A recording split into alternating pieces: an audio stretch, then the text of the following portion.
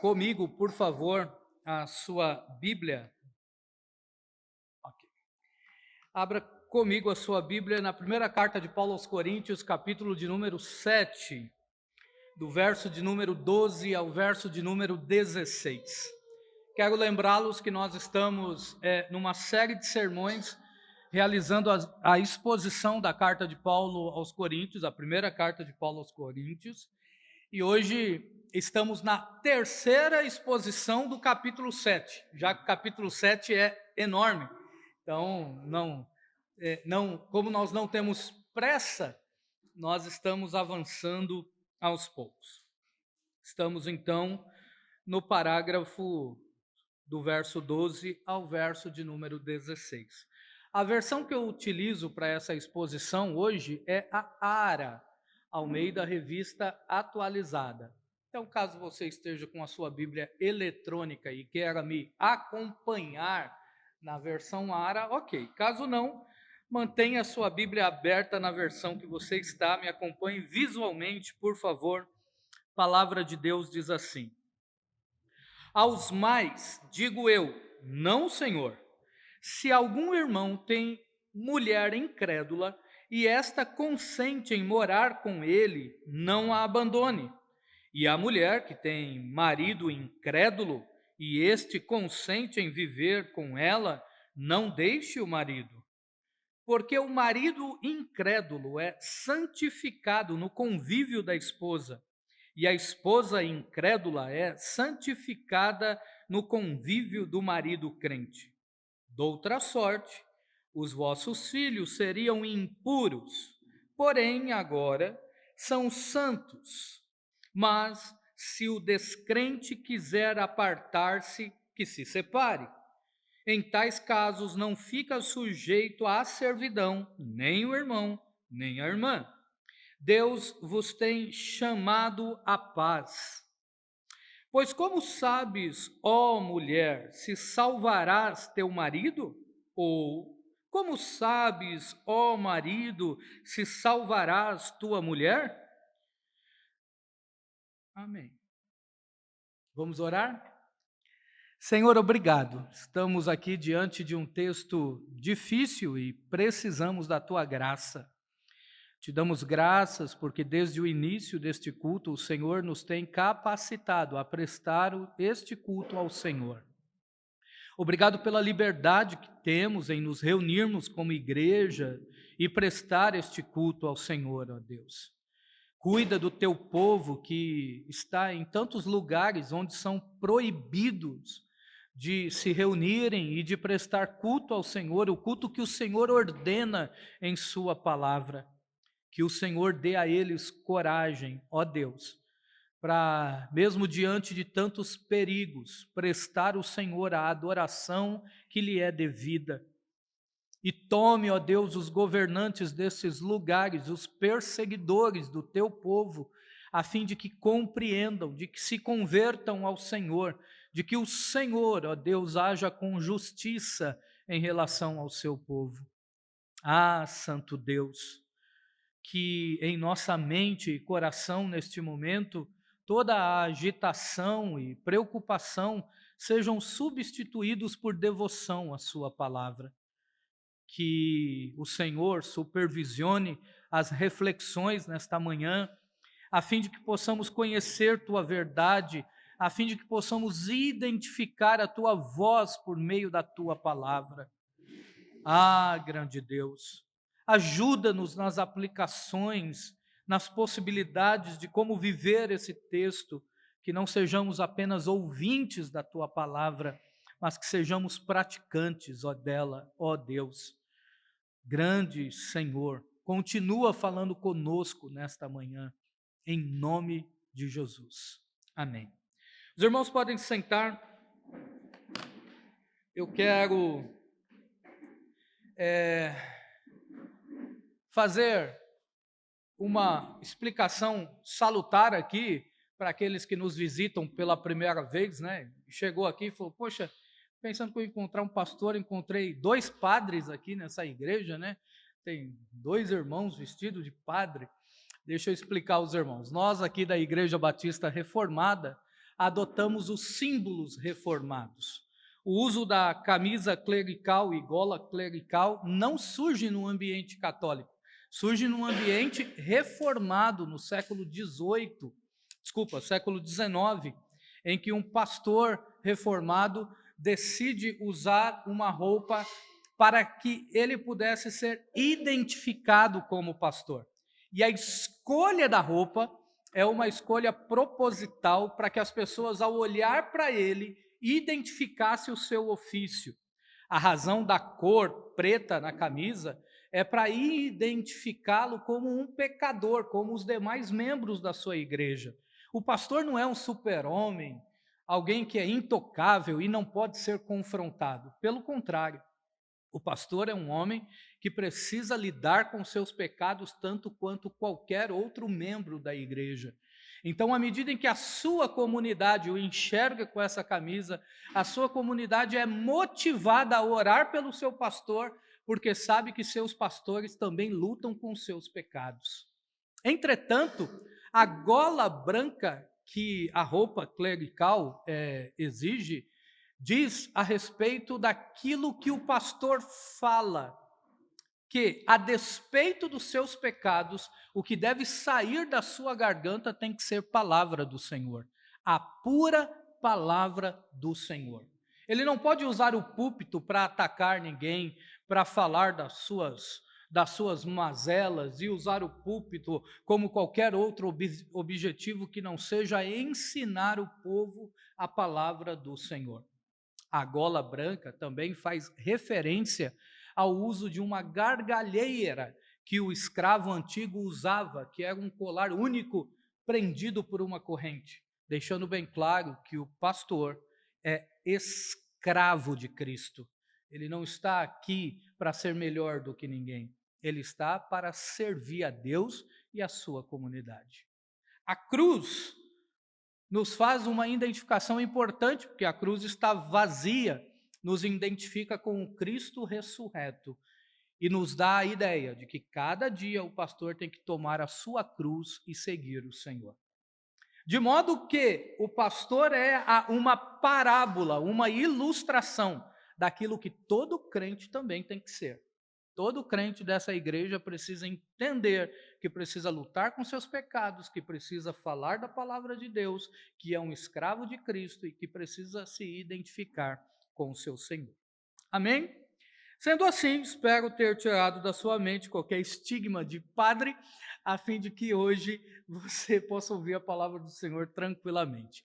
A Igreja Católica, entretanto, em 1961, no Concílio do Vaticano II, que dura por alguns anos, aquele Papa João XXIII, ele adota o uso da roupa clerical para os seus padres, numa campanha católica de recuperar os seus fiéis que estão indo para as igrejas cristãs. Então, uma das medidas que ele toma nesse concílio é o uso da roupa clerical, para que as pessoas pudessem perceber que, por mais que existem os evangélicos, a liderança fala a mesma coisa, tal. É uma manobra para se assemelhar. Aqui no país, infelizmente, a igreja delegou isso só para a igreja católica, mas nos Estados Unidos, até as igrejas pentecostais, os pastores utilizam essa roupa. Enfim, nós adotamos esse símbolo. Mas vamos ao sermão. Na primeira carta de Paulo aos Coríntios, capítulo de número 7, o que nós temos percebido, eu quero fazer uma recapitulação, a fim de que, se você não esteve nos dois últimos cultos, nas duas últimas exposições, você possa ter um panorama de onde estamos e o que avançamos até aqui. A expectativa é que a sua Bíblia esteja aberta, então você pode notar que o versículo de número 1 do capítulo 7, Paulo abre essa sessão com uma expressão importante: quanto ao que me escrevestes. Então, Paulo recebeu uma carta dos irmãos da igreja de Corinto com algumas dúvidas. A propósito, várias dúvidas. Ao longo da carta de Corinto, você vai perceber que os irmãos tinham tantas outras dúvidas. Mas aqui no capítulo 7, as dúvidas que os irmãos têm e que o apóstolo tira, né, por mais que nós não temos essa carta que se perdeu, essa carta que os irmãos escreveram para o apóstolo, à medida em que ele vai respondendo ao longo do capítulo 7, nós podemos afirmar quais são as dúvidas que eles tinham. E quais eram as dúvidas que eles tinham? Uma das dúvidas era: eu devo me casar? Uma outra dúvida era: vale a pena me casar? Percebam que são todas perguntas relevantes para quem é solteiro, para quem está sozinho. Uma outra dúvida é: quando eu devo me casar? Qual é o melhor momento? Qual é o indicador? Qual é o termômetro? Qual é a luz no painel que acende que um solteiro, aquele que está sozinho, pode dizer: opa, Deus me deu o dom do casamento, né? Até porque é disso que Paulo está lidando. O casamento, ser casado, é um ministério para aquele que foi chamado para isso. Nem todo mundo foi chamado para ser casado, olha só. Eu aconselho casais há mais de 15 anos, e muitos casais que eu aconselho, o que eu tenho percebido é que aquele homem nunca foi chamado para ser casado. O cara que gosta mais de videogame do que ficar com a mulher, esse cara não foi chamado para ser casado. A mulher chega na porta do quarto e chama ele para ir dormir, e ele fala para ela: eu preciso primeiro mudar de fase para salvar aqui, só posso ir depois. Até um dia que ela olhou para ele no encontro, e eu estava nesse encontro, e disse: hoje eu estou mudando de fase, de casada para divorciada. E é triste, mas é uma realidade. Uma outra dúvida é: quais minhas obrigações se me casar? Então, para você que é solteiro e solteira hoje aqui de manhã, saiba que há obrigações no casamento. Então, se você não estiver disposto ou disposta a cumprir com suas obrigações no casamento, é uma clara indicação de que você não está pelo menos pronto ou pronta para casar ainda. Não significa que você tem o dom do celibato ainda, mas se não estiver disposto a cumprir, não está pronto para casar. Uma outra dúvida que eles tinham é: eu posso me divorciar quando eu quiser? A propósito, ela não cozinha bem, pastor, então eu posso me divorciar quando eu quiser? Ou, pastor, ele não gosta de trabalhar, eu posso me divorciar? Eu diria que é uma boa indicativa, mas é uma boa indicativa para você não casar com ele se ele não gosta de trabalhar. Depois que casou, não é motivo para divorciar. E se estiver casado ou casada com um ímpio? Inclusive, hoje é a nossa dúvida a ser respondida é isso. Se eu casei com um ímpio, mas a questão toda é: o que é que caracteriza um ímpio? Se ele for da igreja, ele não é ímpio, pastor? Nem sei. É possível estar na igreja e ser um ímpio. Mas, pastor, e se ele for diácono da igreja? É possível ele ser um ímpio? É.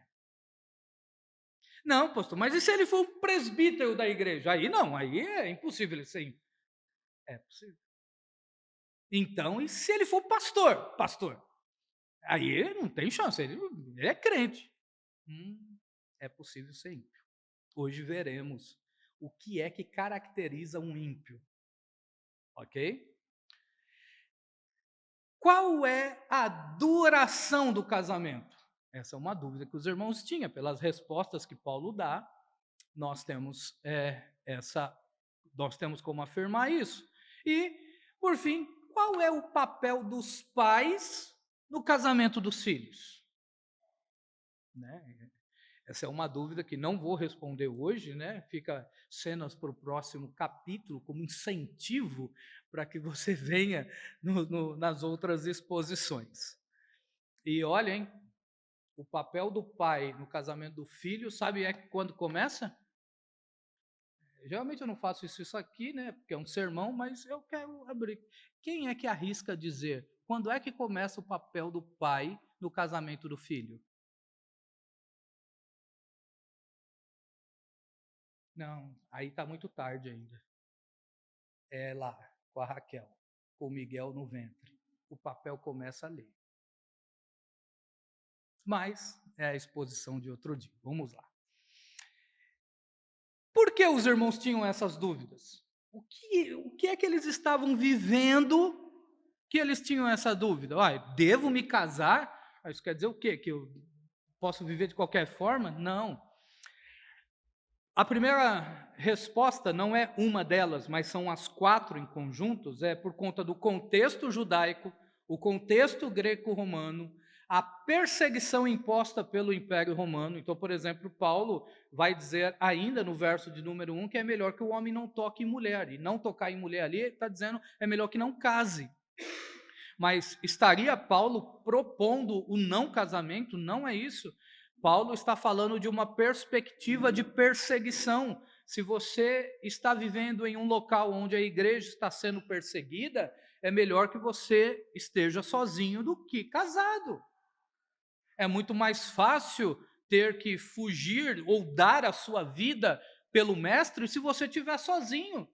Se um soldado chega, como temos relatos ainda hoje, de soldados colocando a metralhadora na cabeça de uma criança e perguntando para os pais: vocês negam Jesus ou vocês querem ou deixa ele morrer? Essa é uma decisão muito mais difícil. A propósito, o caso que eu cito, pode matar, porque Jesus é mais importante, e matar.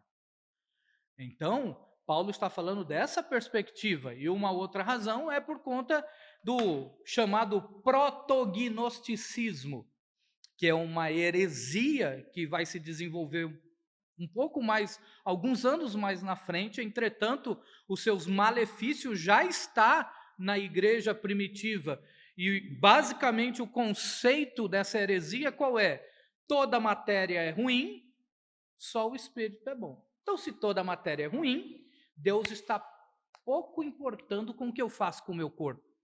Eu posso ter uma vida sexual ativa antes do casamento, uma vida sexual ativa com animais, uma vida sexual ativa com várias mulheres, uma vida sexual ativa com crianças, porque Deus não está preocupado com o que eu faço com o meu corpo. Deus está preocupado só com a minha alma. Perceba o problema imenso aqui daquela história de corpo, alma e espírito? Mas isso é para uma outra hora. Vamos lá. Hoje, então, a dúvida é: e se o meu cônjuge for incrédulo? Olha só, é interessante nós olharmos para o que Paulo está falando nisso, no verso de número 12 e 13, porque eu gostaria de destacar com você primeiro sobre essa introdução que ele faz nesse parágrafo. Ele disse: aos mais digo eu. Que mais são esse? Quem são esse aos mais? Lembre-se, até o verso de número 11, Paulo já tinha falado sobre os solteiros, Paulo já tinha falado sobre os viúvos, que lembre, se alguém está solteiro ou viúvo, seria melhor se ficasse como eu. Paulo já tinha falado com os casados, que foi a segunda exposição. Aqui Paulo fala então com quem são esses aos mais? Os casados com os ímpios. Porque ainda que lá na frente ele vá falar aos pais de filhos solteiros, em relação aos solteiros ele já tinha falado. Então, aos mais diz respeito a uma outra condição de casamento que ainda não havia sido contemplada, que era qual? A situação de aqueles que são casados com os ímpios. E olhem só, ele diz, deixa eu voltar aqui, digo eu, não o Senhor. E a pergunta é, o que o Senhor não disse? Se você lê os ensinos do Senhor Jesus, o Senhor não havia falado sobre um tipo de relacionamento que era o qual? Os dois eram ímpios e um deles passam pela conversão. O Senhor não havia tratado isso. Então, quando Paulo está dizendo aqui, né, uma das acusações daqueles que dizem que a Bíblia não é palavra de Deus, mas a Bíblia contém palavra de Deus, uma das acusações deles é dizer, tá vendo? Ó, o próprio Paulo diz que o que ele escreve é palavra dele, não é do Senhor, porque ele diz, digo eu, não o Senhor. Mas quem foi que disse que esse texto não é inspirado? O que ele está falando é, o Senhor Jesus não tratou dessa situação, mas eu estou tratando inspirado pelo Espírito. Deus está tratando, ok? Então, e essa situação?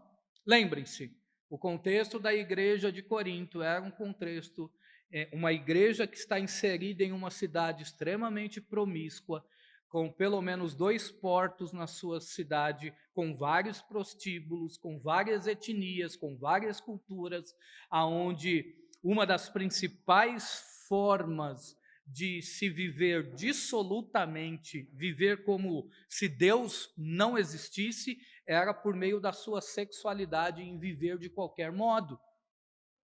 É a esse povo, então, que o evangelho está sendo anunciado. É do meio desse povo que Deus está tirando os seus eleitos. Deus está salvando pessoas assim. E ao salvar, era muito possível, e como vemos no texto, de que Deus começou salvando um cônjuge e o outro ainda continua servindo outros deuses. O outro continua sendo ímpio.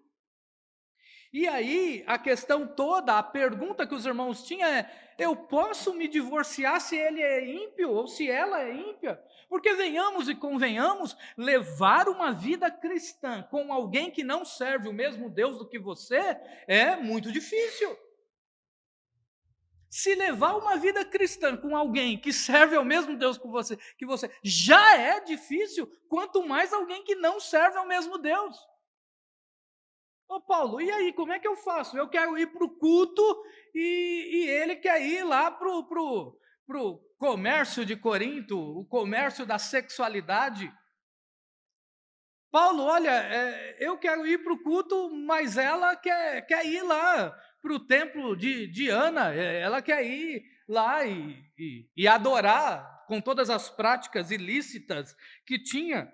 Como é que eu faço?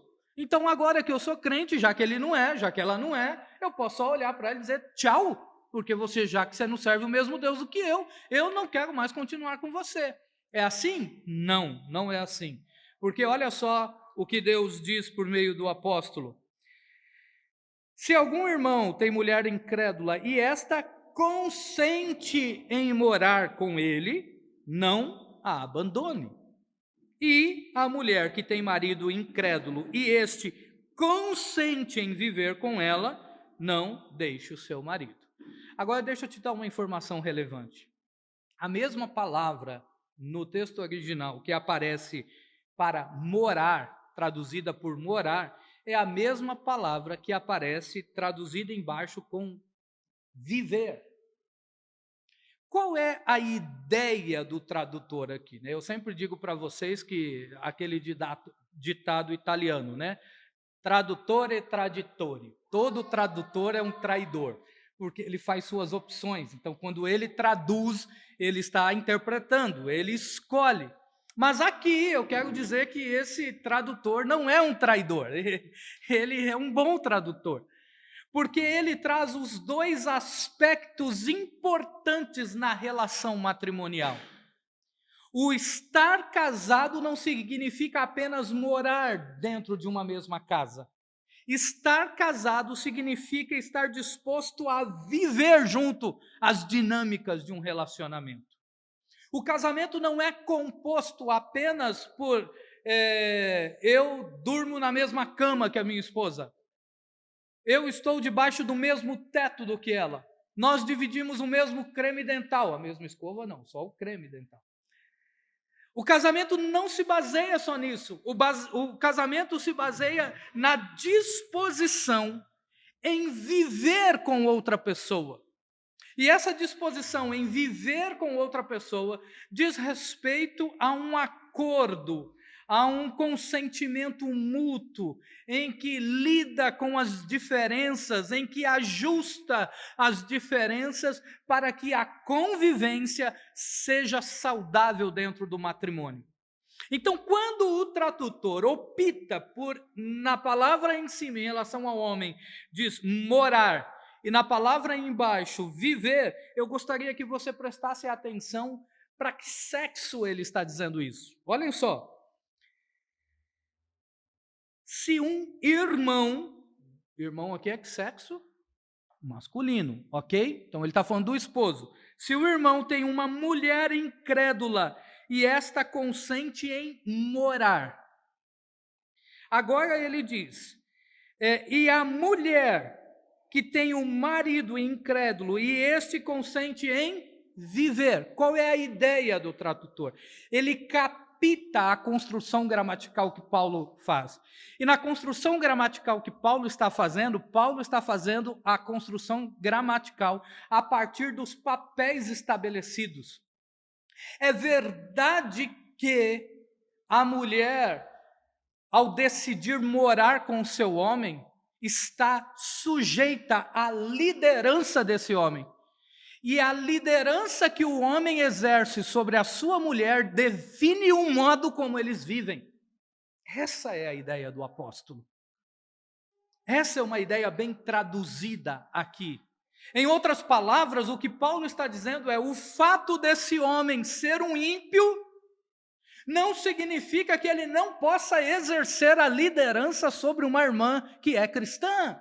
Ele ainda é o líder dessa relação. Ele ainda tem a responsabilidade de promover um ambiente de convivência que seja um ambiente saudável para a relação. Então, olhem só, Paulo não tira do indivíduo ímpio a responsabilidade de conduzir sua família com seriedade, ainda que ele opte não ter Deus como Senhor. Assim como Paulo não tira da mulher a responsabilidade de se sujeitar à liderança do seu esposo, mesmo se ela não for uma serva do Senhor. Essa é a questão. E se isso está em jogo, e os irmãos lá de Corinto sabem que isso está em jogo, essa é uma dúvida relevante. Eu tenho que continuar casado com uma mulher que não serve o Senhor? Ou eu tenho que continuar casada com um homem que não serve ao Senhor? E Paulo diz, se ele entende que ele precisa promover um ambiente saudável dentro desse relacionamento, continue com ele. Se ela entende que precisa se sujeitar à sua liderança, ainda que não escolha servir ao Senhor, continue com ela. Em outras palavras, o apóstolo está propondo que a nossa fé não é motivo de separação para aqueles em que os dois eram ímpios. Lembre-se só, tá? É essa a condição. Os dois eram ímpios e um só se converte. Não vá você, que é solteiro, inventar de querer escolher alguém que é ímpio. Não é disso que estamos falando aqui. Qual é a razão pela qual Paulo faz isso? Por que eu não posso me divorciar? O que é que Deus está efetuando num relacionamento assim que impede que o cristão tome a dianteira na ação de querer o divórcio? E a resposta está aí, verso de número 14. Porque o marido incrédulo é santificado no convívio da esposa, e a esposa incrédula é santificada no convívio do marido crente. Doutra sorte, os vossos filhos seriam impuros, porém agora são santos. Há duas questões importantes aqui. A primeira questão é: o que significa essa santificação? Eu gosto de responder primeiro o que não é. Essa santificação não é a salvação, ok? Paulo vai dizer isso mais para baixo. O fato de alguém, de um cônjuge ser cristão e o outro não, convivendo com ele, não significa que esse não cristão está salvo, de modo nenhum. Mas significa que o cônjuge incrédulo está sob a influência do cristão, portanto, sujeito às bênçãos de Deus. Deus abençoa ele, Deus guarda ele, Deus protege ele, ele está debaixo de um guarda-chuva de proteção por conta do seu cônjuge. Um ótimo exemplo prático disso é quando José vai para a casa de Potifar, sendo Potifar um ímpio, mas o Senhor prospera o ímpio por causa do seu servo. Quando José vai para a prisão, e o texto diz que até na prisão o Senhor prosperou ele, e Deus abençoou aquela prisão por causa do seu servo. Mas depois ele sai da prisão e vai para o palácio e governa todo o Egito. E o que é que Deus fez? Deus abençoou toda uma nação por causa do seu servo. A ideia é essa. O cônjuge incrédulo, ele é abençoado por conta das bênçãos que Deus, do compromisso que Deus tem com aquele que é o seu servo. De tal modo que ao nascer esse filho, Deus tem um movimento em relação a essa criança, né? Eu gosto desse termo movimento. Toda vez que os irmãos vêm eu apresentando uma criança, os irmãos vão escutar eu usando esse termo, movimento. Deus tem um movimento em relação a esta criança. Qual é o movimento? Você é filho de um servo meu ou de uma serva minha. Eu tenho um movimento em relação a você. Eu tenho um propósito na sua vida. Entenda esse movimento como um plano que Deus tem. Deus tem um projeto estabelecido em relação a essa criança. Enquanto que, de acordo com esse texto, podemos propor que se os dois fossem ímpios, ainda que é Deus o doador da vida, Deus não tem nenhum compromisso com essa família ímpia. Deus tem compromisso com os seus.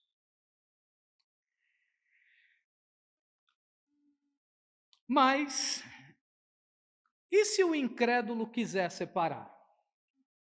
O cristão não pode tomar essa dianteira.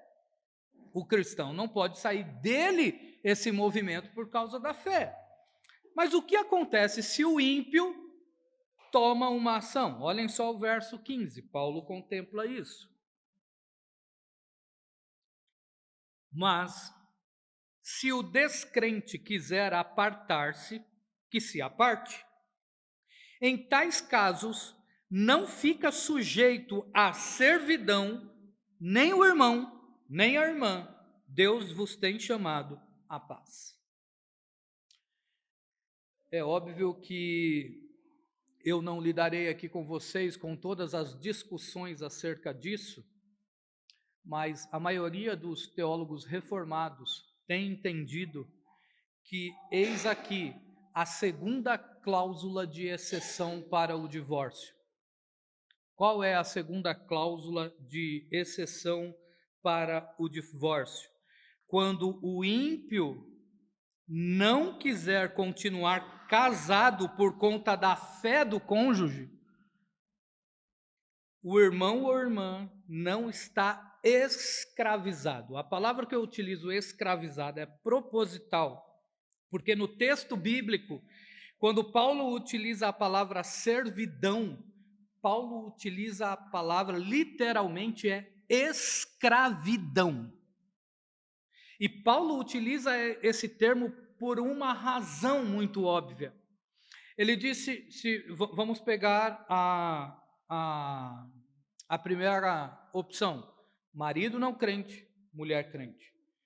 Se esse marido está deixando bem claro para essa irmã que ele não aceita a sua fé e que eles viverão em pé de guerra por causa da sua fé, essa irmã continuar casada com ele se sujeitará a uma escravidão.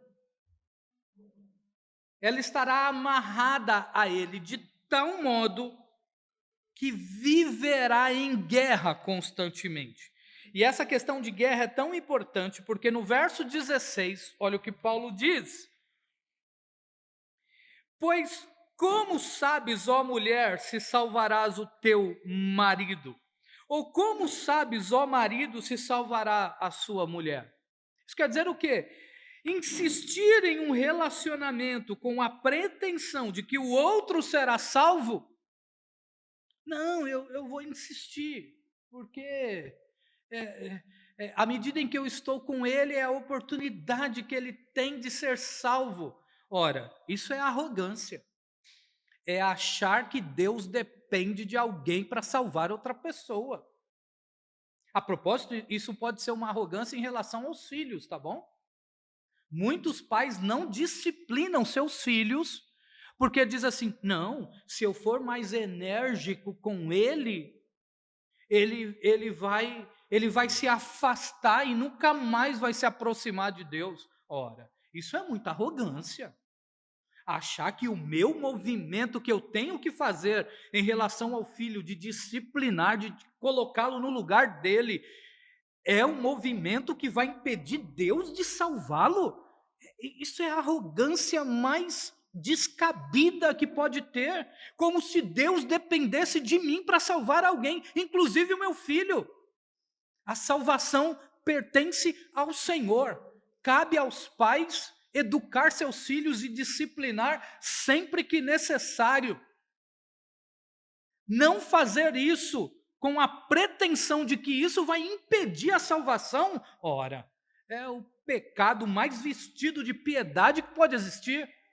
Assim como para um cônjuge que é cristão e diz: esse infeliz está me batendo, esse infeliz está me proibindo de ir para o culto, ou essa infeliz está me traindo com os meus amigos para deixar bem claro que não compactua com a minha fé, mas eu vou insistir porque assim ela vai ser salva, ou ele vai ser salvo. Não, isso é arrogância. Porque a única dúvida que sobra aqui, e é sobre ela que eu quero definir muitas coisas, é: quais são os sinais que um incrédulo pode dar de que quer se separar do crente? Porque é aqui que é a grande questão. Quando é que eu sei que ele quer se separar? Porque ele pode nunca pedir o divórcio. Ela pode nunca dizer que quer separar. Mas quem foi que disse que eu defino que não quero conviver com a outra pessoa só quando eu verbalizo isso? Ora, nós somos o povo que sempre dizemos que aquilo que eu faço grita muito mais alto do que aquilo que eu falo. Se ela ou ele está dando evidências de que nunca compactuará com o seu modo de viver, como é que eu posso achar que eu devo esperar da boca dele ou dela uma palavra disso? Não, para ele é o prazer ficar matando na unha a cristã, ou ela matando na unha o cristão. Olhem só, a pergunta então é: o que caracteriza um incrédulo? Quais são as características de alguém que o define como incrédulo? E a partir daí, quais são as ações que ele toma que nitidamente ele está dizendo: eu não quero continuar com você?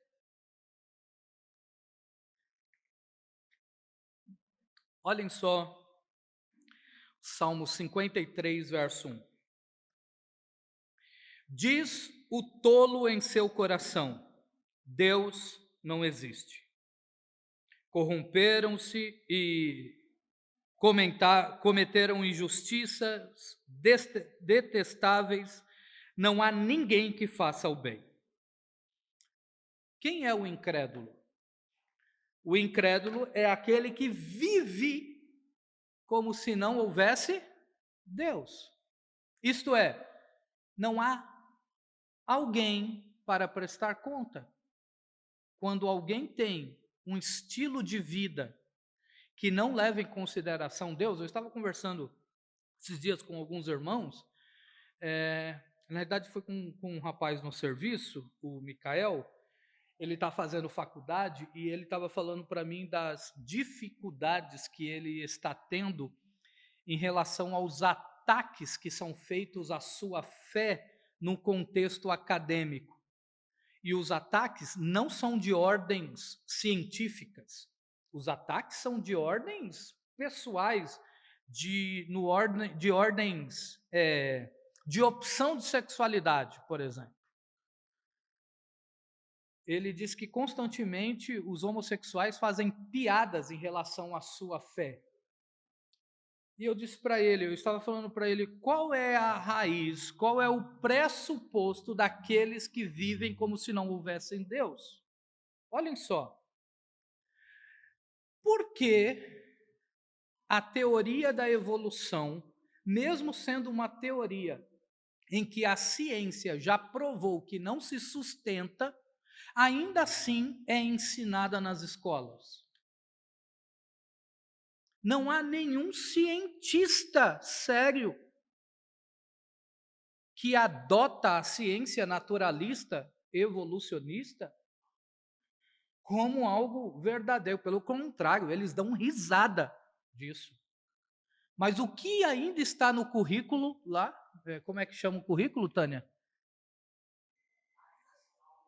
Isso, obrigado. BNCC, eu falei certo assim? Por que a teoria ainda está lá? Você não pode perder sábado que vem, o pastor Ayrton vai tocar nesse assunto. Porque o capeta tem uma agenda.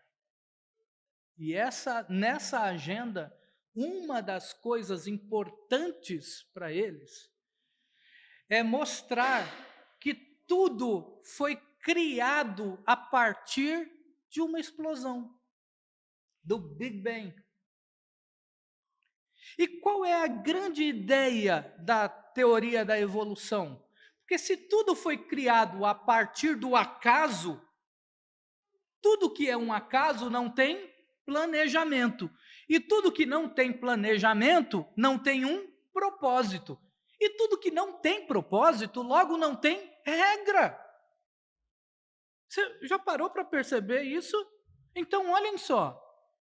Se não existe propósito na minha vida, se não existe regra, e se quem define o que é bom para mim sou eu mesmo,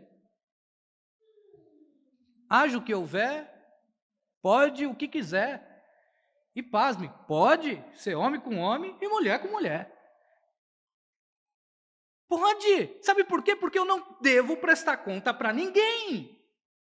É por isso que você vê um adolescente de 14, 15, 16, 17 anos, eu e o Aguinaldo vivemos ouvindo essas notícias, de tentativas de suicídio e de efetivação de suicídio.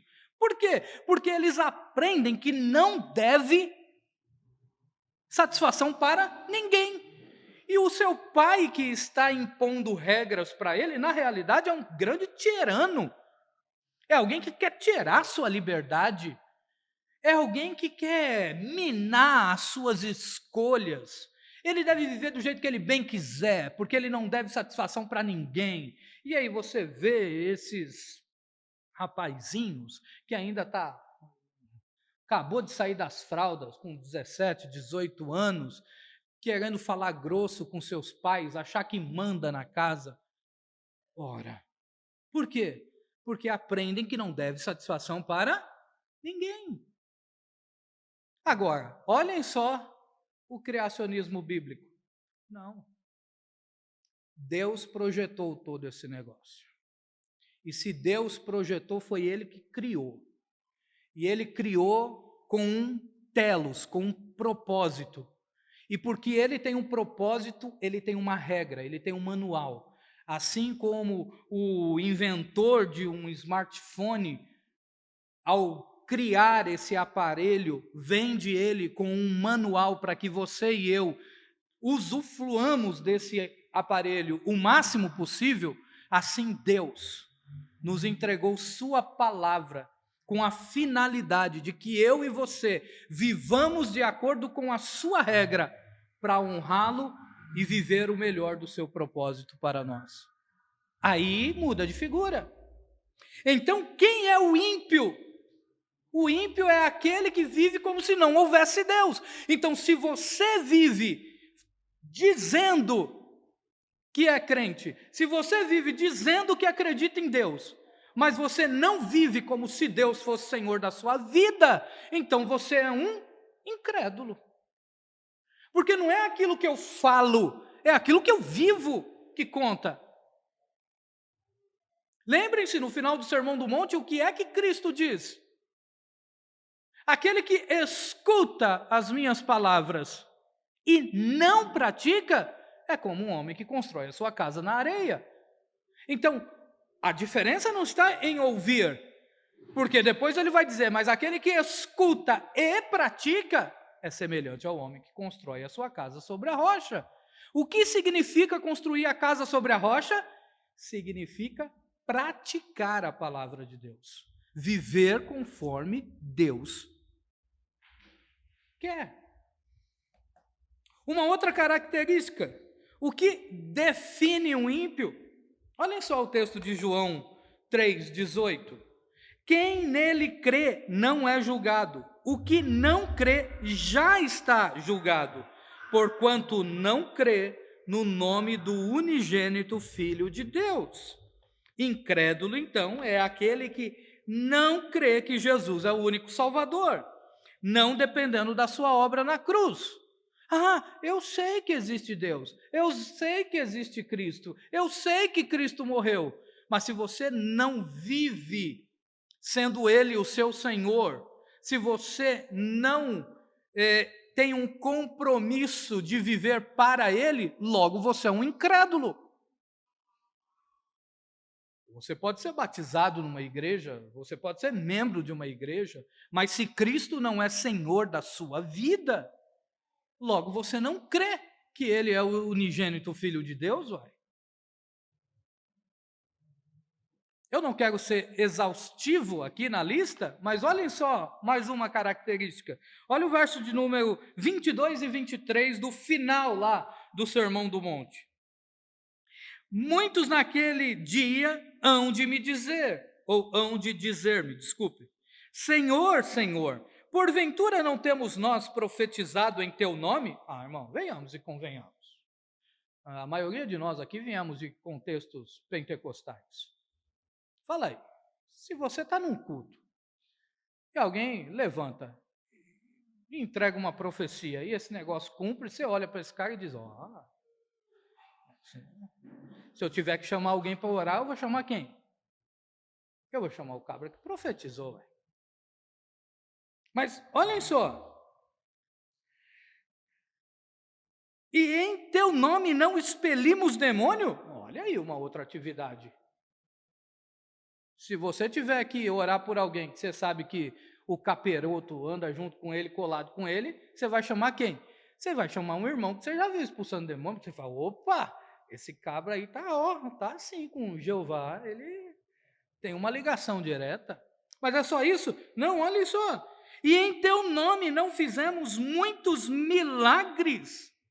Esse muitos milagres aqui em outra tradução está vários milagres. Aí tu tem que colocar qualquer ordem de milagre nesse bolo.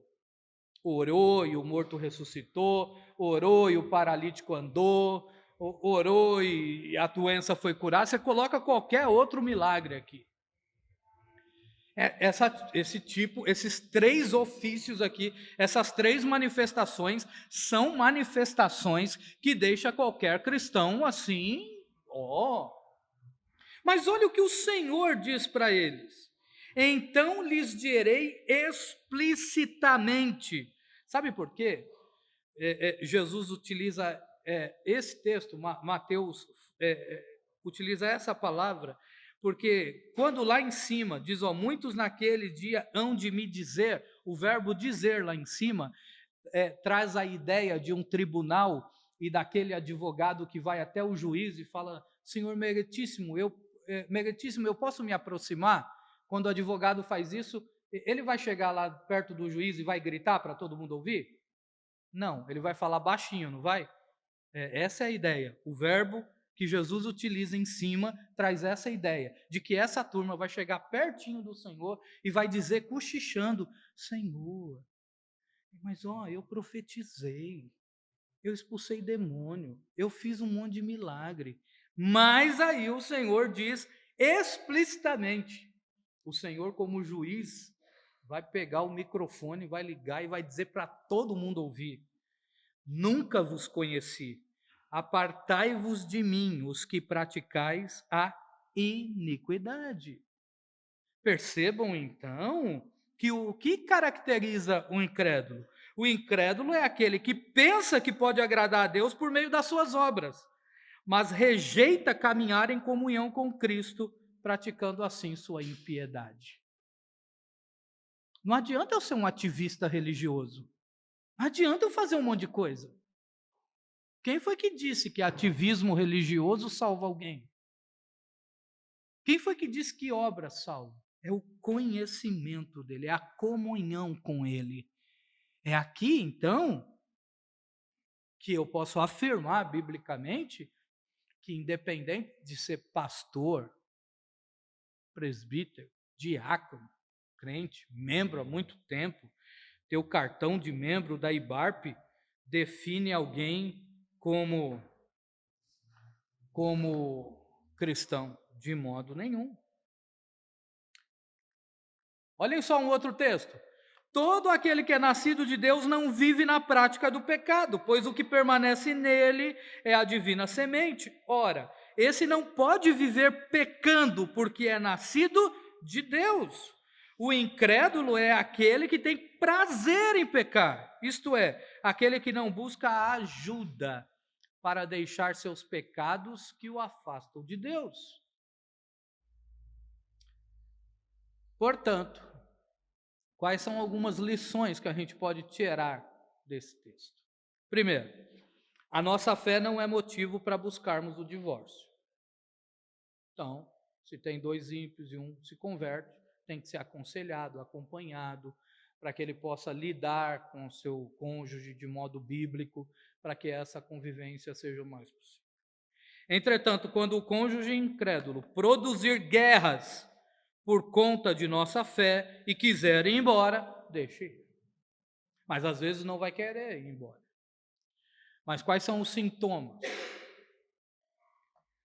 Quando o cônjuge incrédulo colocar a nossa integridade física em risco, é um claro sinal de que quer se separar.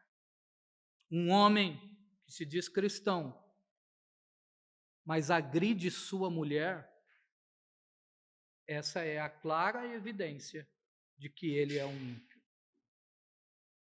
Ainda que a separação não seja o primeiro plano, o distanciamento é. A integridade física tem que ser resguardada. Se alguém chegar a você e dizer que o cônjuge está agredindo fisicamente, o primeiro conselho que você tem que dar é: pelo amor de Deus, vai para a casa de alguém. Não fique mais com ele ou com ela. Porque pouco importa.